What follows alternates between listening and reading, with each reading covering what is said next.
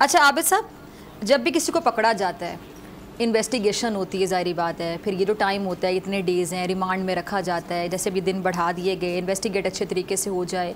कि investigation week होती है कि कुछ साबित नहीं हो पाता, या फिर में कोई मसला होता है, ये मसला एग्जैक्टली आता कहाँ पर? और दूसरा सवाल इसी के साथ जुड़ा हुआ कि जिसको पकड़ा जाता है, जब साबित ही नहीं कुछ हो पाता, वो विक्ट्री साइन बना के बाहर आता है कुछ दिनों के बाद, चाहे वो 90 दिन थे या कम दिन है, वो विक्ट्री साइन कहता है कि ये देखिए मेरे पे तो कुछ साबित नहीं हो सका। लेकिन एक सवाल उठता है, कानून क्या कहता है मुझे नहीं पता, आप बता सकते हैं क्योंकि मुझे कानून का नहीं पता, क्या कहता है कि उसको आपने इतने दिन रखा, इन्वेस्टिगेशन में आप साबित कुछ नहीं कर पाए, सबूत आपके पास थे नहीं, प्रोसिक्यूशन वीक थी, क्या था, वो बेचारा विक्ट्री साइन बना के बाहर तो आ गया, लेकिन इतने दिन जो वहां पे रहा, क्या वो हैरेसमेंट नहीं थी? कितना हिरासा रहा वो बंदा? देखिए दो चीज़ें, पहले मैं मुजम्मिल ने जो बात की, मैं एक बात क्लैरिफाई कर दूं, ये आप सही कह रहे हैं कि बर्डन जो प्रूफ जो होता है हमारे लॉ में ये होता है कि you are innocent proven guilty, और इसमें बर्डन जो है मतलब उसका वो एक्यूज पे डाल दिया गया कि he has to show his innocence. लेकिन मुजम्मिल मैं आपको बताता चलूँ कि ये हमारी जजमेंट्स आ चुकी हैं कि इनिशियल बर्डन अभी भी प्रोसिक्यूशन पे है कि दे हैव टू शो कि this person has done corruption, कि उस आदमी ने करप्शन की है, तो फिर वो शिफ्ट होगा बर्डन।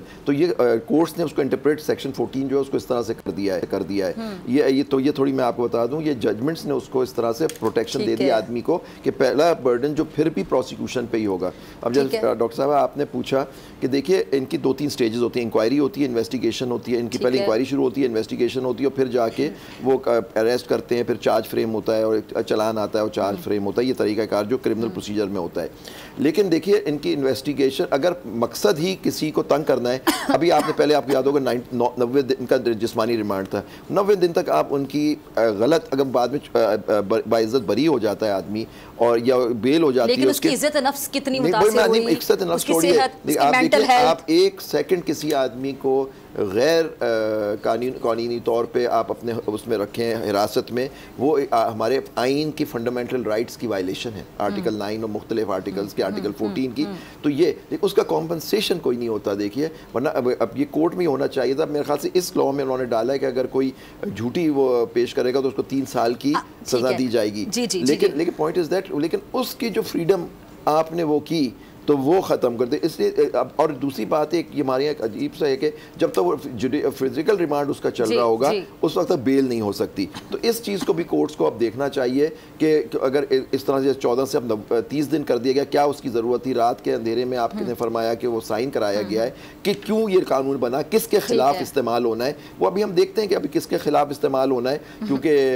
हो सकता है हुकूमत का कोई किसी शख्स या किसी ऑर्गेनाइजेशन के खिलाफ अटैक करने का इरादा है, तो वो भी पता लग जाएगा कि क्यों ये चीज़। और चीज़ जरा समझा दीजिएगा ज़ुबैरी साहब, ये जो और वो भी देखिए जो मोस्ट इंपॉर्टेंट थिंग है कि ये हुकूमत का टेन्योर खत्म हो रहा है। ठीक है, 12 अगस्त को ये हुकूमत bye operation of law constitution के आर्टिकल के तहत खत्म हो जाएगी। तो इस वक्त ये कानून बनाने की, जब उनके तकरीबन 1 महीने से भी कम, महीना तकरीबन रह गया है, क्या ज़रूरत थी? तो जब कोई चीज़ इतनी कॉन्ट्रोवर्शियल हो जाती है, आप ज़ुबैर साहब लास्ट कॉमेंट आपका चाहिए होगा, 1 से 1.5 मिनट रह गए। एक तो ये प्राइवेसी होती है, आप कानून को समझते हैं कि जब पहले आके हुकूमत की जानिब से लोग ऐलान कर देते थे फलां की बारी आ गई, फलां पकड़ा जाएगा, 1 हफ्ता पहले बता दिया, 4 दिन पहले बता दिया, ये तो बड़ा सीक्रेट होता है, कैसे पता चल जाता है? दूसरी बात ये कि ये जो कॉन्ट्रोवर्शियल जब कोई चीज़ हो जाती है, फिर वो कितनी देर चल सकती है? देखिए सबसे बड़ी इंपॉर्टेंट बात है कि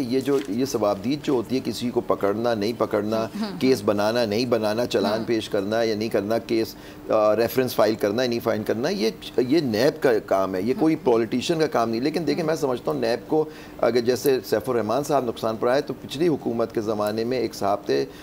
शहजाद अकबर साहब, मैं समझता हूँ कि उन्होंने सबसे ज़्यादा नुकसान नैब की क्रेडिबिलिटी को उन्होंने पहुँचाया, जिस तरह से उन्होंने किया। और देखिए आज वो कहाँ हैं, तो देखिए तो इदारे को नुकसान पहुँचाया खुद इदारे के लोगों ने, और वो तो ऐसे लोगों के पीछे पड़े थे। लेकिन आप बताइए उनकी परफॉर्म ज़ीरो, आप उनके जो केस उन्होंने बनाए, क्या उसमें किसको क्या कन्विक्शन हुई? तो ये सब चीज़ें देखिए, इसलिए हम कहते हैं कि जी इसको इस्तेमाल नहीं होना चाहिए, आपस में बैठना चाहिए। और सही बात है, पार्लियामान के अंदर एक रिप्रेजेंटेटिव पार्लियामेंट होनी चाहिए, जिसके अंदर ऑपोजिशन भी हो, गवर्नमेंट भी हो, और वहाँ बैठ के ये मामले तय हो, ना अदालत में होने चाहिए, ना ये नैब के थ्रू होने चाहिए। ठीक है, अगर आपको ये वीडियो पसंद आई तो सब्सक्राइब करें और बेल आइकन पर क्लिक करें। बड़ी ईद की खुशियों में बोल ने दिया अपने अवाम का साथ, अवामी शिकायत पर बोल ने उठाई आवाज। उधर पेशावर में आलाइशों को ठिकाने लगाने के लिए WSSP का खुसूसी ऑपरेशन शुरू हो गया है, जिसमें 3,259 एहलकारों समेत 683 गाड़ियां हिस्सा ले रही हैं। बोल की खबर पर इदारों ने भी कसली कमर, लिया एक्शन। लाहौर में मुख्तलिफ मकामात पर आलाइशें जो है वो हमें सड़कों पर दिखाई दे रही थी, लेकिन उसके बाद जो LWMC है उनका अमला जो है वो उसके बाद फील्ड में निकला और उसके बाद आलाइशों को हटाने का सिलसिला जो है वो शुरू कर दिया गया, क्योंकि बोल है पाकिस्तान का नंबर 1 न्यूज चैनल। सब्सक्राइब करें और बेल दबाएं ताकि कोई खबर रह न जाए।